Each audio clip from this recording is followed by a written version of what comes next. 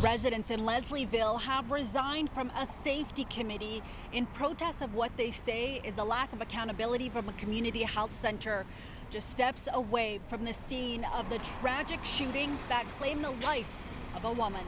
The center created the Safer Community Committee, essentially to be a check mark on their community engagement. Is that how you felt it? It was just it's just a check mark. It was set up to examine safety issues in the community, but the biggest safety issue it wasn't willing to look at was itself. For years, residents say the South Riverdale Community Health Center has failed to take action on neighborhood concerns surrounding the supervised consumption site inside. So they formed their own grassroots safety group. Photos were provided to CityNews of needles and drug use near schools and playgrounds. We still have a lot of open use. Still have unconscious people lying in the laneways.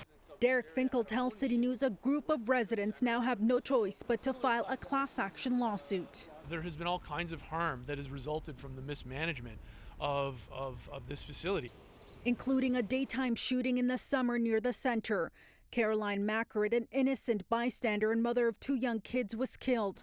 Police arrested and charged 3 people, including a woman who worked at the South Riverdale Community Health Center. The local BIA says businesses have been traumatized and there's been a lack of response from officials. I think the injection site should be closed for further review by the province. In a statement to CityNews, the Community Health Center says, quote, "We are disappointed that some individuals have chosen to step away from the SCC before the recommendations are finalized, but we will continue to work with all community members who want to help us address community safety issues." What I think a lot of us are struggling with is why the health and well-being of a fairly small group of users that receive these needles overrides the health and well-being of hundreds, a much larger group of children.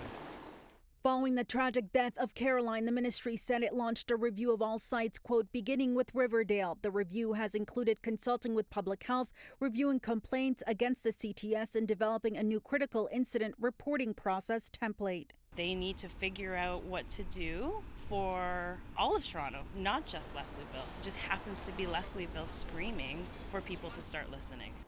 For City News, I'm Faiza Amin.